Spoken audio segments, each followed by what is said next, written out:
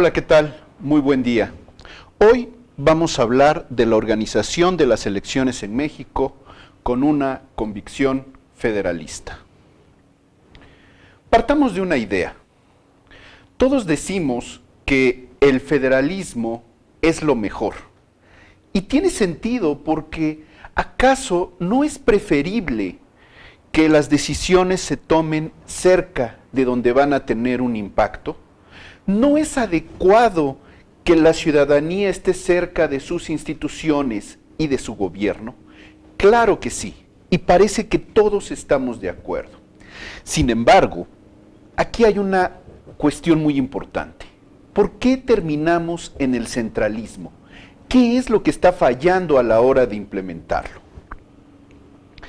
Hagamos un poco de historia.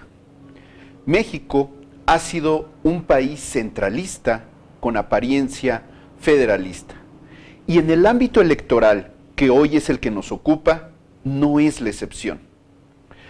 Fíjense cómo desde la Constitución de 1824 nosotros hemos tenido una federación hasta este momento, con algunas interrupciones centralistas, pero son verdaderas excepciones. La federación ha significado toda una narrativa histórica y cultural. Sin embargo, cuando se trata de ponerlo en práctica, entonces vemos una justificación centralista de la más diversa naturaleza. Por ejemplo, se dice que puede provocar la desintegración el federalismo, cosa que se vio en el siglo XIX. Pero también se hacen justificaciones como la necesidad de tomar el control, como la ley de 1946, que hizo que las elecciones se organizaran desde el ámbito federal. También se dice que las entidades federativas no podrán resolver sus propios problemas. Se aduce eficacia, etcétera, etcétera, etcétera. La reforma constitucional de 2014, quisiera decirlo así tal cual, centralizó las elecciones en el nuevo INE, antes IFE, dejando a los organismos estatales en una condición francamente secundaria más que de coordinación, los que ahora serán llamados OPLE. Muy bien, vayamos entonces a las tesis principales de esta charla. Vamos por 4 posiciones. La primera, quisiera sostener que el federalismo implica que entre más y en cercanía se tomen las decisiones, eso es mejor. Segundo punto a destacar, considero que los organismos públicos locales electorales, los OPLE, son inviables en las condiciones actuales. Tercero, el camino para resolver esta situación problemática que estoy exponiendo es necesariamente darles fortaleza a estos OPLES mediante autonomía, labores crecientes y recursos adecuados. Y finalmente, algo que me parece que es un gran peligro y se trata de la tentación de simplemente desaparecer a estos organismos estatales. Lo que, como veremos en adelante, me parece que sería un error y sería el espejismo del resultado fácil. Quisiera que reconsideráramos una historia. Imaginémonos que hay un comité de vecinos, ha sido designado por el fraccionamiento o la colonia, y este comité de vecinos de alguna manera genera 2 grupos. En el primer grupo se tienen las mejores condiciones por diversas causas. El tipo de trabajo, el tiempo, la escolaridad, los recursos económicos, en fin. Lo cierto es que este grupo, el grupo 1, llamémosle así, tiene ciertos elementos que le permiten participar de manera más activa, con mejores condiciones, tomar decisiones de mayor relevancia. El otro grupo, llamémosle el 2, es inclusive un tanto disperso, cuesta trabajo quizá llamarle como tal un grupo, y carece de los medios idóneos. Y esto es así, de nuevo, por diferentes circunstancias, de alguna manera diferentes, casi opuestas al otro lado. menores condiciones socioeconómicas, menor tiempo, trabajos más absorbentes, menor idea del trabajo político, administrativo o gubernamental, en fin. Así es como podríamos hacer un símil de lo que sucede entre el INE y los soples. ¿En qué radica el punto clave de esto? En que hay un elemento en el que tenemos que decidir qué hacer con estos dos grupos. ¿Los integramos? ¿O simple y sencillamente se trabaja con el grupo 1 que tiene las mejores condiciones y no es necesario tomar en cuenta al grupo 2? Muy bien, vayamos adelante. Con esta idea podemos hacer un recorrido de las elecciones en México. Ha sido un recorrido verdaderamente difícil. En el siglo XIX, hablar de elecciones como un ejercicio ciudadano, francamente, sería muy difícil. En el Porfiriato se trató más de una especie de ceremonia institucional que tenía como espectadores a la comunidad del exterior. En los inicios del siglo pasado es muy convulsionado, estamos en medio de la revolución y cuando por fin se instaura ciertos equilibrios, lo hacemos en medio de un partido que se va consolidando, pero que se va haciendo autoritario hasta volverse hegemónico. Estas elecciones definitivamente tienen un parteaguas en 1988. Se trata de una elección legal, pero no legítima. Y esto deriva en la creación del Instituto Federal Electoral en 1990, hoy INE. Hemos ido avanzando con enormes dificultades y llegamos a la reforma constitucional electoral de 2014. ¿En qué consiste esta reforma?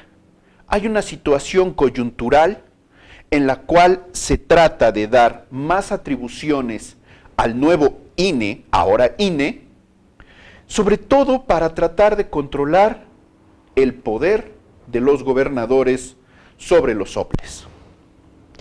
Si nosotros vemos el resultado en perspectiva, puede ser hasta positivo. Las elecciones hoy gozan de legitimidad, de una organización adecuada, pero también creo que se dejó pasar la oportunidad de este federalismo electoral por el que tanto abogo. Esto sucede que teníamos organismos estatales con dificultades, algunos dirían enfermos, con limitantes, y la solución fue hacerlos a un lado. Por eso, el resultado federalista no es tan bueno. Y ahora que las elecciones son concurrentes, pareciera que exponen una duplicidad de funciones, toda vez que al llevarse las elecciones federales y estatales al mismo tiempo, en un primer momento carece de sentido mantener dos estructuras electorales. Veámoslo cómo son distribuidas estas atribuciones. Vayamos a la Constitución. Artículo 41, por cierto, fracción quinta, apartado B, observamos las atribuciones del INE. Primer conjunto, capacitación, geografía electoral, lo que determina, por ejemplo, los distritos, pero no solamente eso, el padrón y lista de electores, ubicación de casillas, inclusive designación de los funcionarios de mesas directivas. Todo esto es el corazón de la vinculación de las elecciones con el ciudadano. Pero además tenemos otro segundo grupo, que es el que le da viabilidad en términos de observancia y en términos organizativos. Me refiero al programa de resultados preliminares, a las encuestas o sondeos de opinión, la observación electoral, conteos rápidos, impresión de documentos y producción de materiales electorales. Todavía hay un tercer grupo. Este se refiere a la fiscalización de ingresos y egresos de los partidos políticos y candidatos. Como podemos observar, son muy amplias las atribuciones del INE. No podemos sino pensar entonces qué le corresponde a estos nuevos OPLES, entre comillas, con relación a estas elecciones concurrentes. Veámoslo en la misma disposición, ahora en el apartado C. Les corresponden prerrogativas de candidatos y partidos políticos, educación cívica, actos de preparación de la jornada electoral, así como actividades complementarias para las elecciones locales. No sé si estén de acuerdo conmigo, pero hay una asimetría muy marcada entre lo que le corresponde a uno y a otro. De tal manera que podríamos regresar a nuestra historia de los vecinos que no terminan de incorporarse en el comité de la colonia. Aquí necesitamos pensar si vale la pena el esfuerzo para la integración de estos dos grupos, grupo 1, grupo 2 de los vecinos, INE, OPLE en las elecciones. Y quisiera decir que ante la pregunta de si vale la pena el esfuerzo para integrarlos de manera sustancial, necesito ser tajante y enfático. Sí, claramente sí. ¿Por qué? Creo que no nos hemos dado cuenta de que estamos sobrecargando al INE y eso es un peligro. ¿Por qué es un peligro? Porque el INE también se equivoca y ha visto con asombro los Frankensteins que ha creado en las entidades. Tiene presiones, por supuesto, de los gobernadores y de otros ámbitos. Se juegan intereses. Esto es lo más normal, nada más que con labores crecientes. No solamente esto, las organizaciones, entre más grandes, son más complejas y su accionar y su adaptación a los cambios también se hacen más difíciles. ¿Sí? Ahora, nosotros tendríamos que pensar ¿por qué un federalismo electoral? Por principio de cuentas, creo que las entidades federativas deben asumir responsabilidades sobre sus autoridades electas. No solamente eso, me parece que hay un principio que justifica este federalismo y que es muy simple. Necesitamos hacer las elecciones entre más actores involucrados y tomando las decisiones lo más cerca de donde se verá la afectación. Claro, por supuesto vienen los cuestionamientos de, ¿y si no pueden las entidades federativas? Lo han hecho, con dificultades, con problemas y algunos muy serios. También se dice, ¿y si los gobernadores de nuevo intervienen? Ya intervienen. Y nada garantiza que este modelo por sí solo va a funcionar. Evidentemente hay que hacer una apuesta democrática por el federalismo electoral.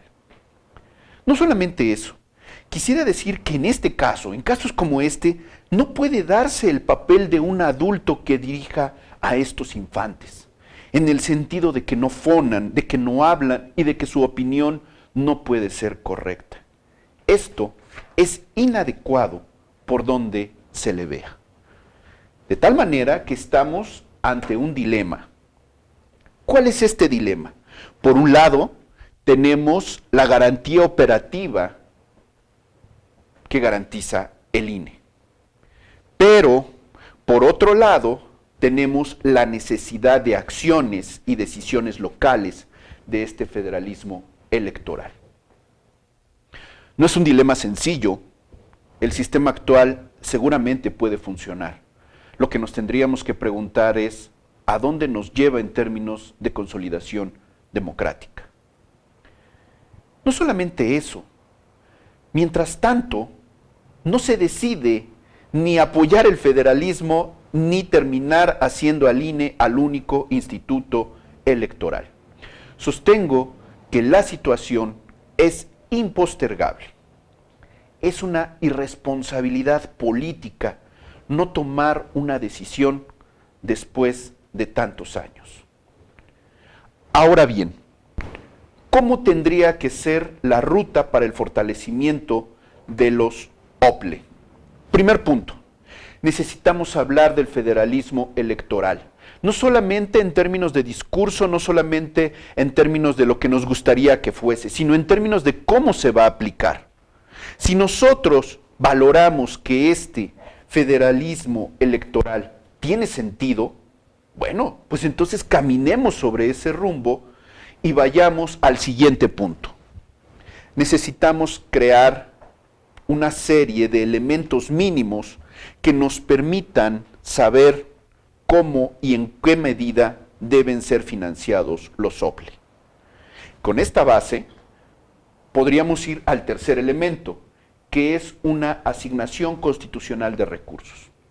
Me parece que dentro de la principal fragilidad de un OPLE está la parte presupuestal. Es una negociación muy compleja porque los recursos siguen saliendo de los estados para mantenerlos y entonces le daría una autonomía, mayor independencia y certeza sobre lo que hace si tuviera una asignación constitucional. Esto ya lo tienen los partidos políticos. Evidentemente es posible. Claro, como en estos casos siempre hace falta voluntad política. Después necesitamos impulsar el servicio profesional electoral. Ya ha mostrado sus bondades en el INE, pero no solamente ahí, también en la Secretaría de Relaciones Exteriores y en otros casos más. Siempre estamos ahí ante el problema de lo que Weber llamaría un sistema por despojo. Para la clase política siempre es preferible tener esos puestos a disposición de seguidores, pero pareciera que sabemos que lo correcto es ir por este servicio profesional que ha mostrado, insisto, sus resultados. Continuando con esta ruta, llegaríamos a la transferencia de atribuciones del INE a los OPLES. Sostengo que lo ideal sería iniciar por elecciones intermedias, y esto tiene una lógica muy simple. En elecciones intermedias, la federación solamente escoge diputados, pero en las entidades federativas se escoge diputados, ayuntamientos, en algunos casos gobernadores y hasta algunas otras autoridades. A partir de esto, podríamos llegar inclusive a lo que nos llevó a la reforma del 2014. La selección de los consejeros de los OPLES debe ser algo más compartido entre el Consejo y las entidades federativas. Claro, ya sé que esto provocó precisamente el problema, pero necesitamos apostarle, insisto, a este federalismo y a que la ciudadanía y a que más actores tienen que observar este proceso. Ya tenemos experiencias de cómo se pueden desarrollar estos elementos de mejor manera. Finalmente, queda la supervisión de recursos y tiempos en medios de comunicación de los partidos en elecciones estatales. Esta función, evidentemente, es bastante técnica y por eso la estoy dejando hasta el final. Sería una ruta que nos permitiría en este momento hacer un balance y determinar qué es lo que sigue.